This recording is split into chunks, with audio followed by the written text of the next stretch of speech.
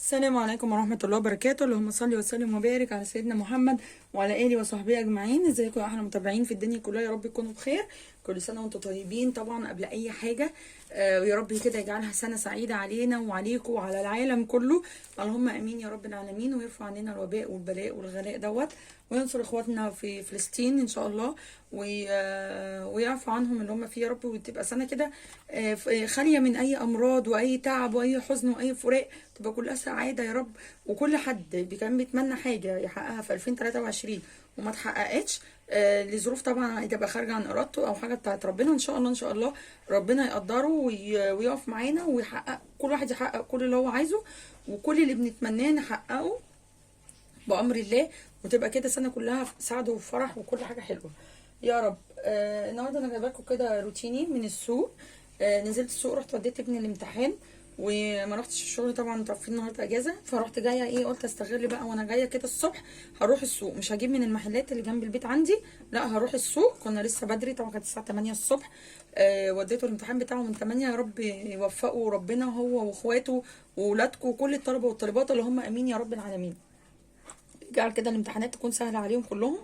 فروحت بقى السوق، جبت شويه حاجات، بصوا مية مية، ما جبتش الا خضار، ما رضيتش اجيب بقى فراخ ولا لحوم ولا سمك ولا كده، قلت عشان ما اهلكش نفسي، لان على قد ما نقدر بنشوف حالنا وبنشوف حياتنا وبيتنا عايز ايه، بس برضو ما نهلكش نفسنا ونحافظ على صحتنا عشان خاطر ولادنا وعشان خاطر نفسنا، لان ما حدش بينفع حد، يعني بجد عن تجربه انا بقول لكم الكلام دوت.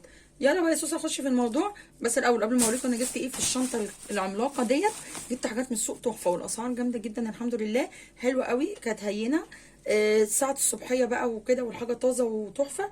هوريكم جبت ايه بالاسعار، بس الاول لو اول مره تشوفيني تنسيش تدوسي اشتراك وتفعلي الجرس على الكل عشان يوصلك كل جديد. اذكري الله كده في كومنت وتصلي بينا على النبي، وتقولي لي انك جديده في الكومنتات عشان ارحب بيكي. ولو انت حبيبتي من اهلي وعيلتي الجميله ومشتركه عندي اصلا من متابعيني، اهلا وسهلا بيكي، وربنا يديمكم كده نعمه في حياتي يا رب. يلا بقى ندخل في الموضوع. انا رحت السوق، جبت كميه الحاجات ديت، وانا راجعه طبعا خدت توك توك لان الحاجه كتير جدا. يلا بينا نشوف جبنا ايه ونشوف هنعمل ايه بالخضار دوت. نشيل كده ديت على جنب. اول حاجه جبتها، جبت الفلفل الرومي الجامد قوي ده اهو. هتقولي لي يا سوسه ايه كميه الفلفل دي كلها؟ هقول لك انا بجففه. كان اللي هو بتاع الحشو، اللي هو الجميل كده، المسحوبه زي دي كده، كان عامل 12 جنيه. ده هنا دوت ب 10 جنيه، فجبت 2 كيلو ب 20. بصوا حلو ازاي، طازه وتحفه. ممكن اشيل منه كمان كام واحده للحشو، والباقي هنفرزه ونشوف هنعمل ايه مع بعض بيه. بدأ اول حاجه كده جبتها الفلفل. جبت بعد كده جبت الخيار اهو، الخيار ب14 تمام. وجبت معاهم كمان نص كيلو فلفل حامي، الفلفل عامل 12 جنيه، فجبت نص كيلو ب6، وده كيلو خيار. ما كترتش طبعا في الخيار عشان بيدبل في التلاجة. جبت كمان خضرة اهو، جبت ب10 جنيه 10 حزم، انما انا عندي عند البيت الحزمة بجنيه ونص. ربنا يرحمنا يا رب. وجبت كمان جزر اهو، جبت كيلو جزر، ده عامل 6 جنيه ونص. انا عندي هنا ب8. جبت من السوق طبعا، الاسواق تبقى اسعارها اقل كتير من الخضريه، فحاولي على قد ما تقدري تروحي السوق عشان تجيبي الاسعار اقل. جبت البتنجان التحفه ده، بصوا جميل ازاي اهو، عامل 5 جنيه. جبت كيلو ونص. كان في تاني يعني دبلان شويه ب3.5، فقلت مش هتفرق، فجبت دوت ب5. شيل دي بقى كده عشان نوسع.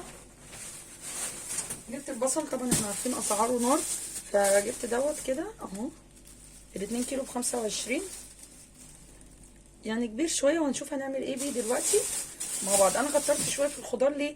عشان هفرش شويه حاجات في الفريزر، منها لرمضان ومنها تنفعني وقت الازمات. انتوا عارفين باجي من الشغل ببقى عايزه الحاجه جاهزه كده على طول، فقلت يعني اجيب الحاجه زياده شويه، ما تهلكيش نفسك وننزل نجيب كله مره واحده.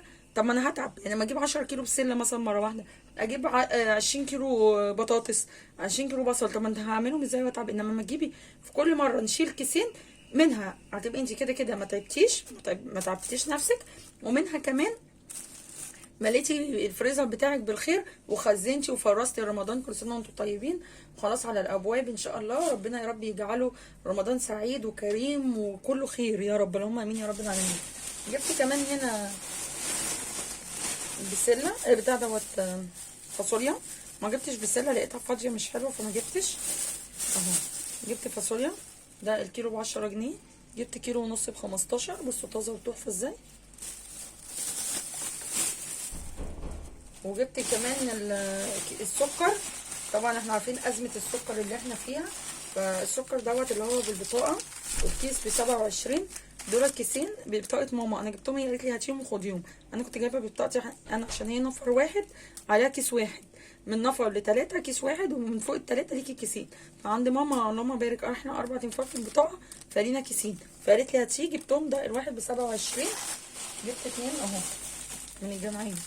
بصوا ابيض وجميل اهو دولت كده. جبت كمان البطاطس دوت. البطاطس الحمد لله سعرها نزل شويه. الكبيره كبيره كده ب15، انما ديت كانت عامله 12 جنيه اهو. فجبت ايه منها 2 كيلو. بعد كده راح قال لي اعبي لك الباقي، كان حبه كده شويه محطوطين صغيرين شويه ب10 جنيه الكيلو. قلت له هاتهم، فطلع كل الشنطه كلهم 5 كيلو اهو. لو وصلتي بقى معايا هنا للفيديو وعجبتك الحاجه وعجبتك الاسعار، ما تنسوش تدوسوا لايك وتفعلي الجرس على الكل وتشتركي لو لسه ما اشتركتيش، واديني كومنت الحلو. ويلا بينا بقى نشوف حاجتنا هنعمل فيها ايه وهنفرزها ازاي لرمضان، ومن غير ما نتعب نفسنا هنملى بيتنا بالخير في وقت كده واحنا مش حاسين. هتوحشوني جدا جدا، واستنوني بقى في الجزء الثاني من الفيديو هنشوف هنفرز ازاي مع بعض. اسيبكم في رعايه الله. السلام عليكم ورحمه الله وبركاته.